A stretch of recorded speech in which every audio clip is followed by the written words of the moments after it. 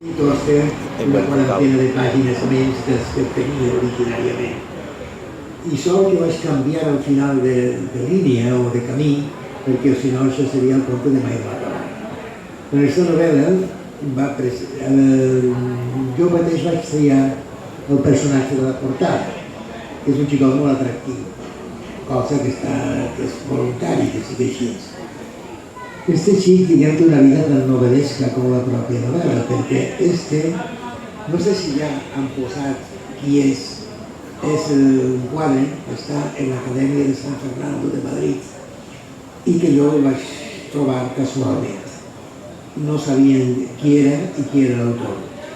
Només jo el vaig trobar qui era a través d'una revista que es diu la Burlington Review, que és una revista molt culta, anglesa, que parla de crítica d'art, etc.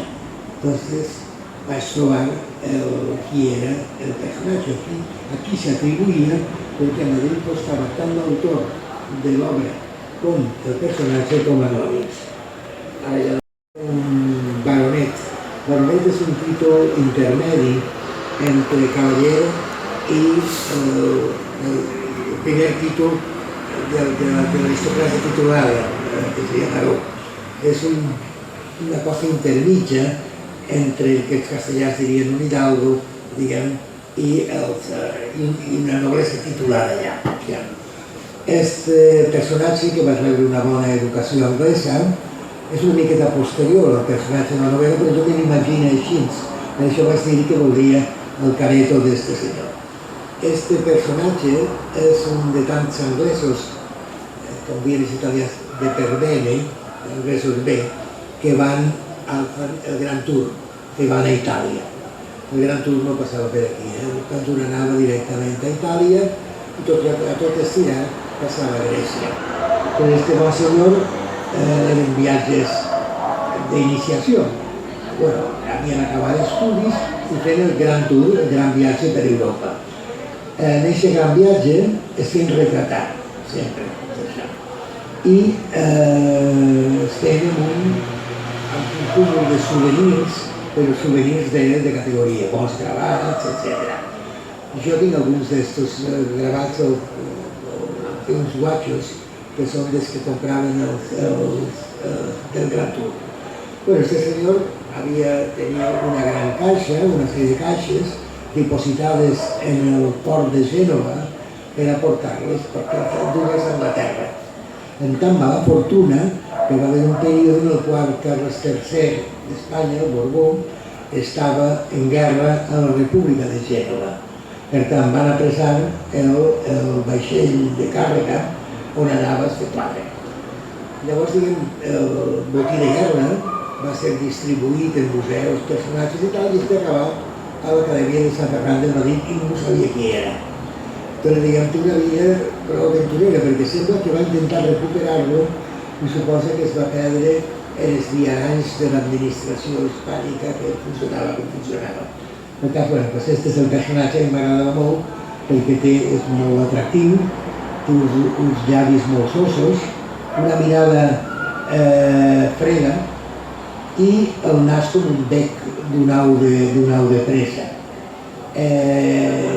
Que més o menys l'imaginava així. Aquest personatge en realitat és, bueno, el personatge novel·lès, la novel·la està plena d'homenatges com a Hitchcock, o sigui, de cameos, de personatges de ficció que esdevenen personatges novel·lès, de personatges reals que esdevenen personatges de ficció, i tot una llarga combinatòria, o de noms fins i tot, que són noms reals però de ficció aquí.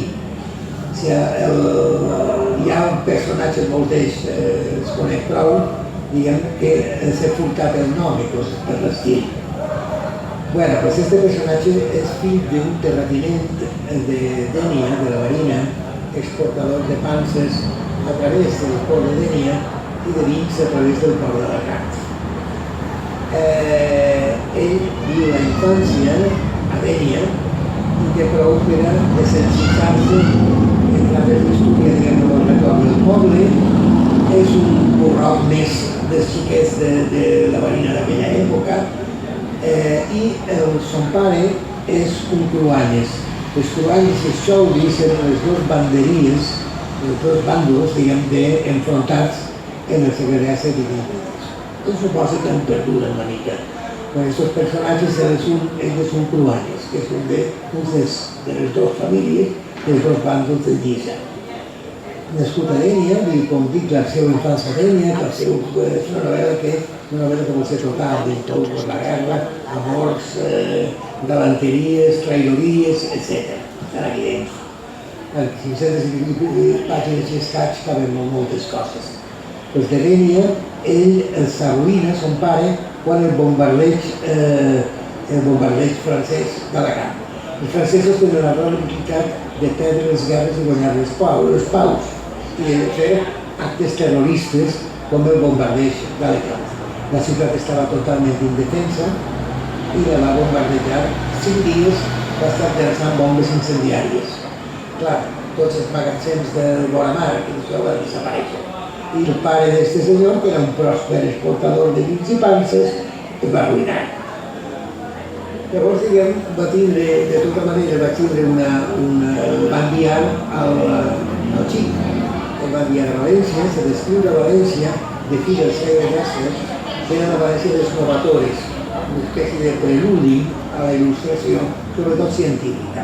I està en contacte amb aquest món, en un món també molt de peus a terra, molt vulgar, però en tots els novatores que estiguin en aquella època. Està en contacte amb ells i en realitat és una novel·la del que diuen els alemanys un Bildungsroman, una novel·la de formació del personatge, des de la seva infància fins que comença a navegar sol pel món. Però, diguem, ell està a València uns anys, coneix a personatges que seran clau en la seva època, fins i tot una xicona que es diu Jenny Jerome. Jenny Jerome va ser una nòvia meva que he portat el nom. Aquesta senyora era descendent directe de la mare, la família de la mare de Winston Churchill, que també era polític. Llavors, diguem, també se'n va d'Alacant perquè la casa de son tio era el pare de Joan Baptista Basset i Ramos, l'heroi de l'austriacista de la guerra de successió espanyola. Un senyor que va eixir del no-res, dels bàndols de la Marina, i per motius de Romeo i Julieta, per motius amorosos, va acabar acceptant una oferta del virrei del Regne de València de que o s'empresonaven o s'allistaven els terços de Llombardia, que és el que va fer aquest home, s'estalviava d'anar a la presó. Una miqueta d'amnistia, com les actuals que estem vivint, però amb més gràcia. Però el cas és que aquest senyor és nebot, no és nebot exactament, però mig nebot de Joan Baptista Basset i Ramos, ja que la mare de Joan Baptista Basset i Ramos està casada amb l'oncle de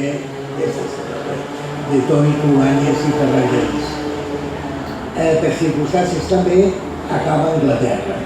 Acaba a Anglaterra perquè de la mà de Daniel Defoe, del seu consol i altres coses, i que si no participa civil d'orella i de molt a prop la guerra de successió espanyola.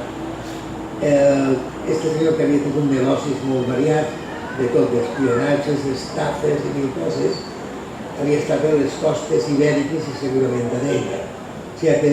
O sigui que una novel·la no és un assaig històric, ha de ser el meu parer versemblant, el que explica. Bueno, el cas és que aquest senyor acaba a Anglaterra i continua el seu Bildung, en aquest cas, diguem, dins l'anglesitat.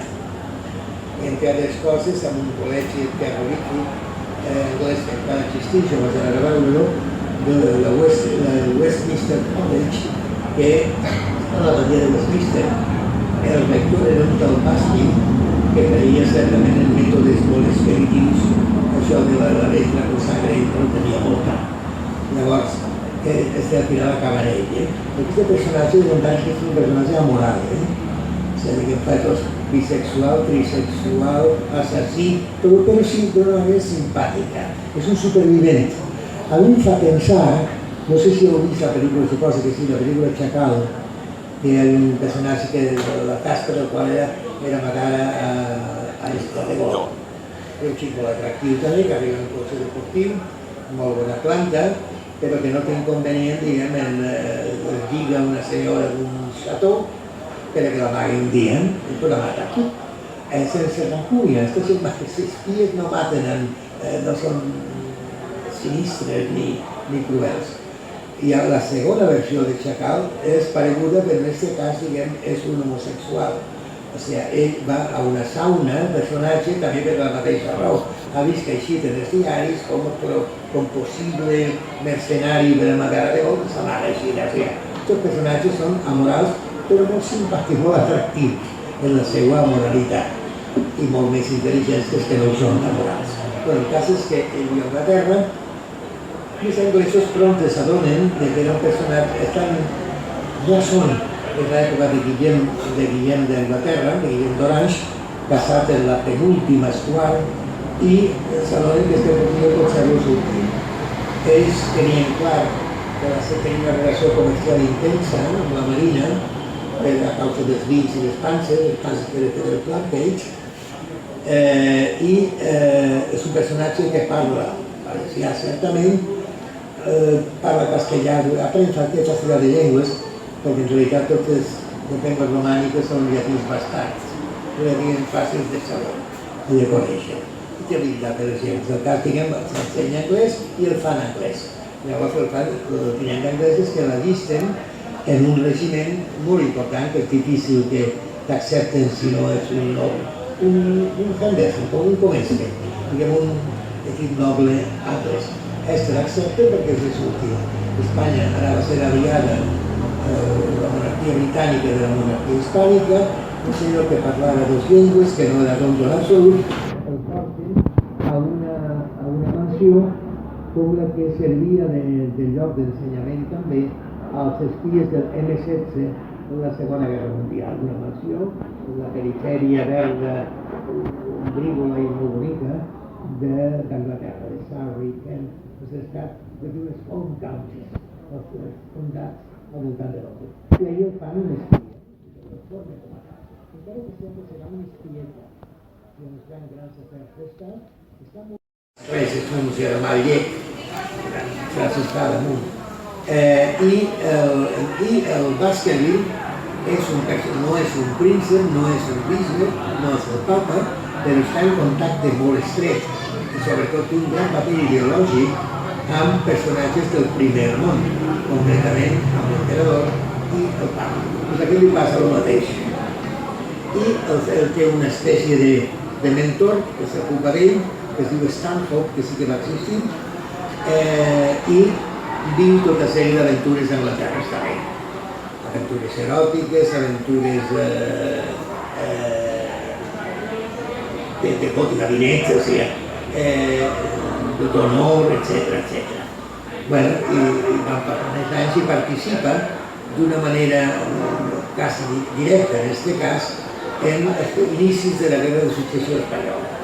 Participa en la presa de Gibraltar, que va prendre 4 dies, i va resistir 3 setges espanyols, ara en tot arreu. Participa, diguem, en la caiguda de Dénia, la primera ciutat de la monarquia hispànica, espanyola en aquest cas, que cau en poder dels Borbons, i cauen molt a prop totes aquestes coses, fins que participa, diguem, molt a prop també quan estar a prop de la persona reial, un viatge per mitja Europa, ja que aquests senyors de guerra viatjaven moltíssim. Doncs, diguem, ell està molt a prop de Carles III, el nostre Carles III, faré un incís, crec que va ser un greu error del Felip VI, el posar el quadre de Carles III de Borbó darrere el dia que va jurar no sé què.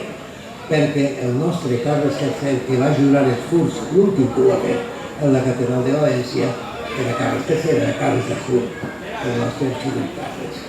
El cas és que, el nostre contovetull, el més moltíssim, les dalmàtiques que porten les maceres només porten les armes de Castella i Lleó.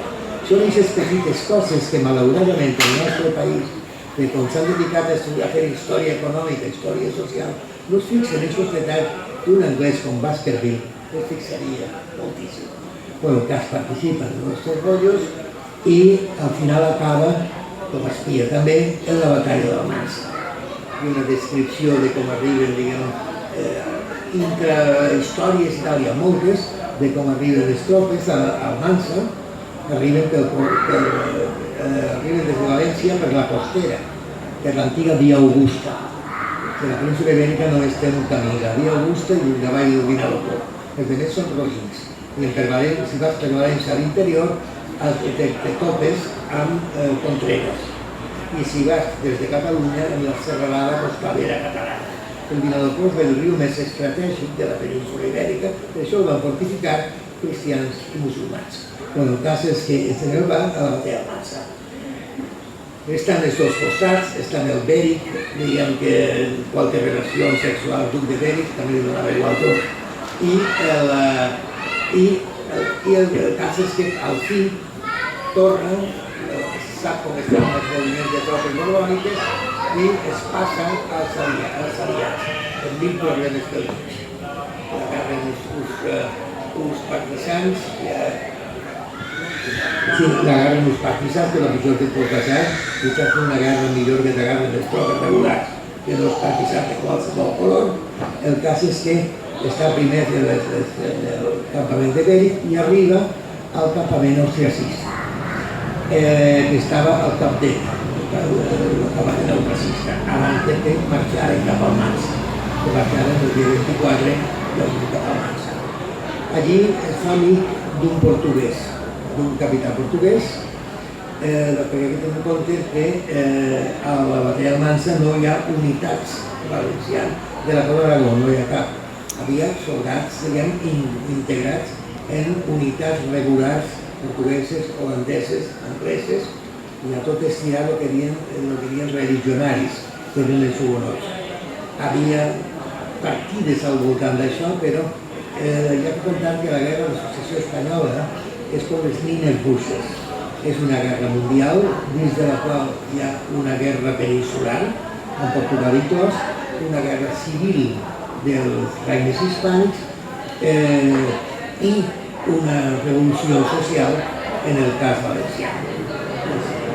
Les mines russes s'intenten explicar aquí. Entonces, ell participa, diguem-ne, se descriu l'arribada de les tropes eren menys i arribaven molt cansades. Cal dir que els que comandaven les tropes austriacistes eren pèssims estrategues, mentre que Bèric era un gran general, que ja de jovenet, com a bon aristòcrata, havia estat en la defensa de Viena davant els turcs. Havia estat un xicons que anava a veure com anava la cosa. Una de les coses que fa Basset a Viena és ser com el Lee Marvin, com el sergent instructor de senyorets que van a fer la guerra, però necessiten un Lee Marvin, un experimentat militar instructor. Bueno, el cas és que este senyor arriba en Almansa i està enquadrat en un regiment portuguès i es descriu la batalla d'Almansa com va. Sí que està escrita, diguem, amb tots els fets i escuts, perquè sí que em preocupa molt d'una novel·la històrica també ha de ser versemblant, però ha d'ensenyar coses. Coses, diguem, com els uniformes, l'ordre de batalla, les armes, etc. A banda de sentiments de les persones. I la vida d'este pobre senyor, d'este bon senyor, que el pobre no té res, acaba en una càrrega de cavalleria que realment va passar. La cavalleria austriacista era també molt inferior a la de Bèric, perquè Bèric tenia Andalusia i Extremadura, tenia molts cavalls. Aquí teníem machos i aques de l'Horta de València. Eren dragons, infanteria montada. Entonces, el senyor participa en una de les dos càrregues de cavalleria. Ell només veu la meitat de la batalla. Ell està de l'ala esquerra, que feia a l'ala dreta dels defensors. Però estaven fortificats amb un talús que tenien que pujar els cavalls com podien en una terra que era tapa en realitat a l'altre costat d'un torrent que passava per allà. El cas de aquesta càrrega, ja ho veureu aquí, cauen ferits tant ell com el seu amic. no us expliqui l'última part, bueno, està sempre present no només la història vera i més o menys corroborable, sinó també una espècie d'història màgica. Hi ha un personatge molt important, que és el Yugi Layeye, i que parla en Yoruba. Parla en Yoruba de veritat. Bueno, és un yorubès, que vas fer jo. Llavors, diguem, aquesta senyora era una esclava cubana, cosa freqüent en el segle XVIII, l'esclava del pare del protagonista. I, clar, que li fa d'una espècie de fada madrina al llarg de la seva vida, com és, diguem, l'ensenyant la medicina per a la família francesa, per a l'ensenyant francesa. Entonces, hi ha un personatge que és este, i un altre personatge que també m'agrada a mi, i jo li dic sanguango, que és una paraula de molta soc arrel que jo vaig aprendre en el meu macondo, que això està molt bé Joan, que era el meu macondo. El meu macondo la seva de una obra que em prové de la meva família paterna, però que jo no coneixia, diguem, jo la coneixia de noms, les Encebres, la Caneta, el Fondo dels Frares, i amb molts anys després, ja en plena lucidesa, vaig agarrar un cotxe per a donar realitat a aquestes coses que no cal fer mai, perquè els mites és millor deixar-los com a tals mites. Bueno, pues, el final no us ho explique, bueno, ja dic que està el personatge, el sanguango és un recurs purament literari per a tindre una paret de ressonància, qualcun amb qui convertir el monòleg, que és un conyazo, en diàleg. És el cas que fa Watson per a Sherlock Holmes, o la que fa Hudson, són tants altres. Jo he de dir que aquests exemples anglosaxons no són en mi en absolut gratuïts, és a dir, una formació bastant anglosaxona.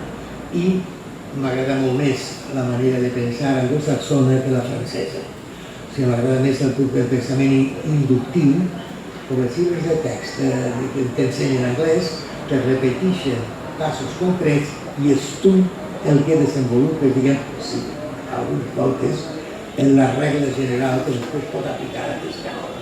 Tècnicament no és una inducció, és una abducció, que és la que utilitza Umberto Eco i l'explica en un tal Severo de la Universitat d'Iowa en un llibre que es diu El signe d'estrès. Bueno, a mi m'agrada més aquest tipus de pensament que permetran totes coses la independència d'Escòcia, si no ho diria. És a dir, un tipus de pensament del qual se pot avançar, però cosa que no passa al pensament deductiu, que no és una altra cosa que aplicar regles genèriques a veure si la realitat, com fa el cas de les nostres lleis i les lleis de la Unió Europea. La gent no entén els anglesos per què se n'han anat de la Unió Europea. No és la raó principal, però sí que és una, que és que els anglesos no pensen igual, són hereus del pensament nominalista de Guillem d'Occam, no pensen igual que els buròcrates de Brussel·les o els imbècils dels francesos, o els nostres que són imbècils per dossets. El cas és que l'última part passa ja al món contemporani, no us ho explicaré, perquè si no perdriu l'interès i els editors prendria la venda. Per tant, diguem, més o menys ho deixem així, si voleu, pues us puc dir el que us parega, pregunteu o digueu, anoteu i feu el que voleu a vosaltres.